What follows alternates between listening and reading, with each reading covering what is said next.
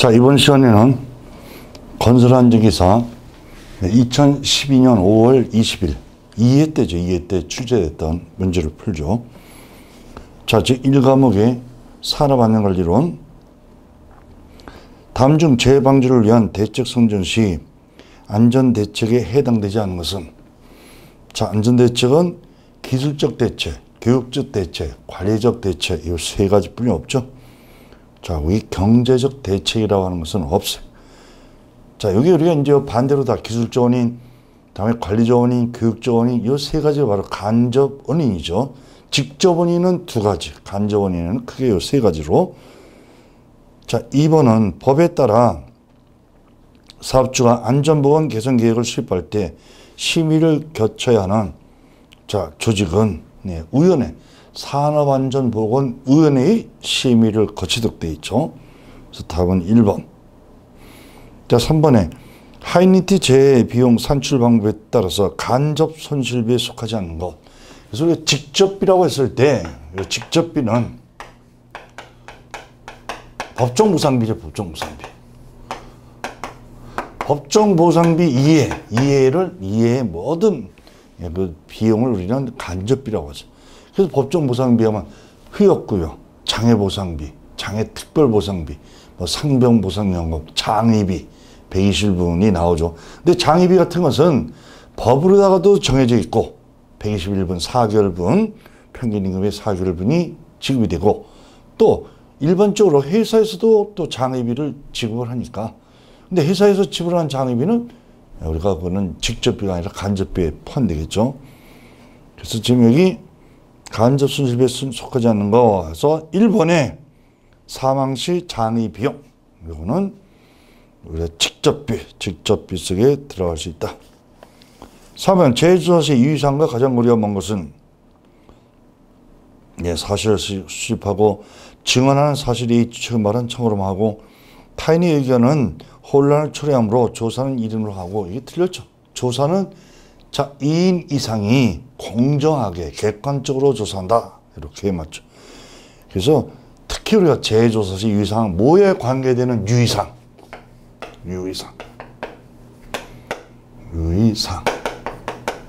그래서 사고조사 시 유의사항, 또 규정 작성 시 유의사항, 안전보건관리 규정이죠. 규정 작성. 안전보건 계획 수립 시 유의사항. 이런 우리 1차 필기시험만이 아니라 우리 실기시험에서도 나올 수 있는, 우리 1차 필기시험에서는 자 암기하는 것이 아니라 충분히 이해를 해주면 되겠죠. 자, 5번 법상 안전보건 표지 분류에서 출입금지 표지에 자 종류에 해당되지 않는 것은? 근데 여기 출입금지 표지가 원래 금지 표지, 출입금지 표지가 있는데, 이거를 좀 더 정확하게 얘기하면 관계자의 출입금지 표지예요. 관계자의 출입금지. 그래서 관계자의 출입금지에서 우리 일반적으로 자 어떤 이 기호로다, 그림으로 나타내는 것이 아니라 글로서 거기 금지 유해물질을 취급할 때, 자 여기 다항의 허가 대상 유해물질을 취급할 때 성면을 취급하고 자 해체, 제거하는 자 이러한데 요 금지 표지를, 관계자의 출입금지 표지를 자 표시하도록 되어 있죠. 6번은 건설 안전보건관리비 계상에 관한 관련 규정 총 공사 금액이 자 얼마 이상의 공사에 적용하는가? 공사 금액이 4천만 원 이상일 때는 요 안전관리비를 자 적용하도록 돼 있죠. 법으로다가. 자, 해설 내용 꼭 읽어보고요. 7번은 안전모 일반 구조에 관한 설명 중 틀린 것은? 자, 턱근이 폭은 10mm, 안전모의 수평 간격은 1mm가 아니라 5mm 이상일 것. 안전모의 일반 구조에 관계되는, 그래서 안전모의 일반 구조, 이게 전부 표준 안전 작업 지침 고용노동부 고시도 정해져 있어요. 고용노동부 고시. 그래서 이 고시도 일종의 법상이죠. 자, 8번은 강도율이 1.25일 때 도수율이 10인 사업장의 평균 강도율. 평균 강도율은 도수율에 대한 강도율. 요거는 특히 평균 강도율. 평균 강도율. 도수율에 대한 강도율을 평균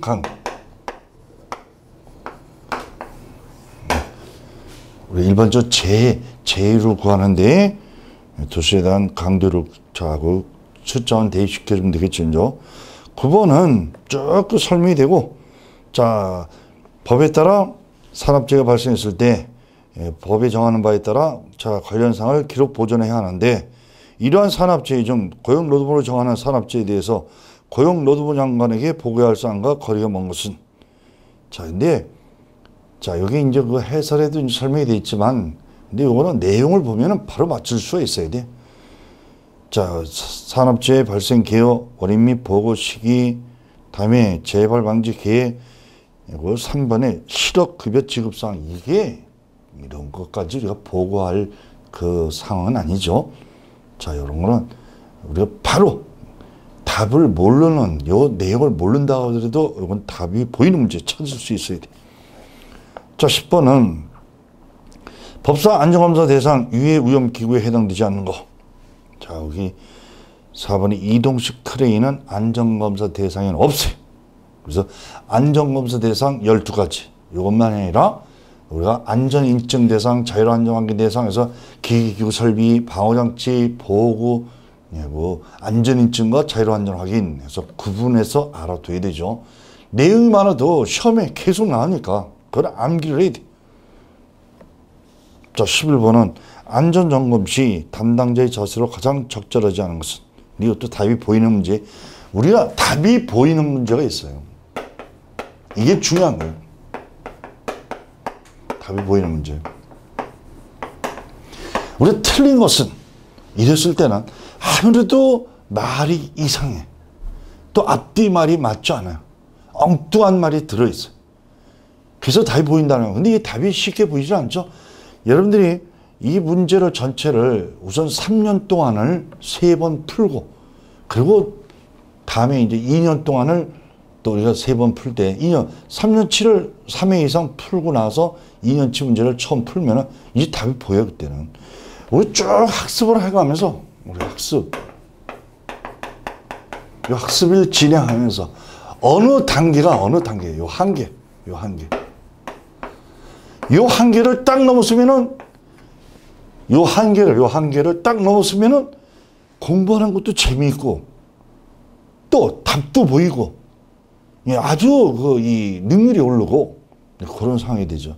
근데 이게 요까지 올도록 아주 열심히 해줘야 되죠. 어느 정도. 그래 문제를 3년치 문제를 3번 이상 푼다. 5년치 문제를 3번 이상 푼다. 그거는 끈기가 있어야 되고 인내 끈기도 있어야 되고, 그만큼 또 나름대로 하려고 하는 어떤 그 의지도 있어야 되고, 그런 게 없으면 그렇게 그 5년치 문제를 3번 이상 풀 수 없죠. 제가 항상 5년 동안의 문제를, 최근 전년도 전수했던 5년 동안의 문제를 3번 이상 풀면 절대 떨어질 일이 없다. 떨어질 수 없어요. 똑같이 문제가 나와서가 아니라 똑같이 나오지 않아도 답이 보이는 거예요. 이것도 자 1번에 보면 안전점검 할 때는 주관적인만 딱 거기 주관적 거기 줄을 치고, 여러분들이 줄을 치고 X 빨간 거 딱 표시하고, 다른 내용도 읽어보면은 자 안전점검 나번에 안전점검 시 체크리스트 뭘 충분히 이해하고 점검에 임하도록 한다. 틀린 말이 없어. 또 세 번째, 안전점검 시에는 과학적 방법으로 사고의 예방 차원에서 점검에 임해야 한다. 안전점검 실시 후 체크리스트를 수정사항이 발생한 후 현장 인근을 반영하여 개정 보완하도록 한다. 말이 이상한 게 없어요. 주관적이라는 말이 들어가면 틀린 게 많죠. 객관적으로 들어가야죠. 자 12번. 자 산업안전보건법상 자 건설업종 냉동 냉장 창고 시설이 설비공사 단일공사를 착공할 때 연면적이 자 얼마인 경우에 유해위험 방지 계획서를, 그래서 유해위험 방지 계획서도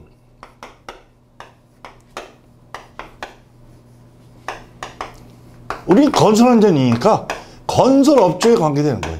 연면적 3만 제곱미터 3만 제곱미터 이상, 자 높이 31m 이상, 자 연면적이 5,000제곱미터 이상인 5,000 제곱미터 이상이 여기 나오는 냉동 냉장 창고시설에 관계되는 단열공사 등 뭐 또 문화시설 또 병원 학교 어디 예. 그 여러 가지도 나오죠. 그리고 굴착 깊이는 10m, 자, 그 교각 길이는 50m.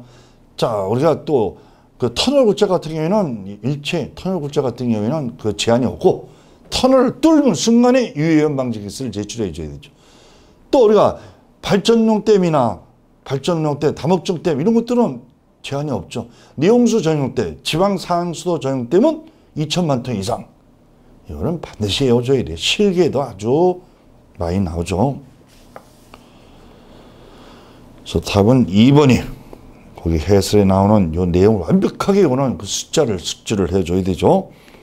자, 13번은 안전관리 수준을 평가하는데 사고가 일어난 시점을 전후해 평가를 한다. 다음 중 사고가 일어나기 전에 수준을 평가하는 사전활동, 사전평가활동은 안전활동률 관리.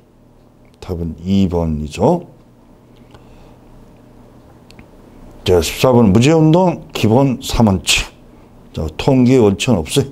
그래서 무죄운동 이념 3원칙이 있고 무죄운동 추진상기등, 즉 무죄운동 3요소가 있고 구분할 수 있어야 되죠.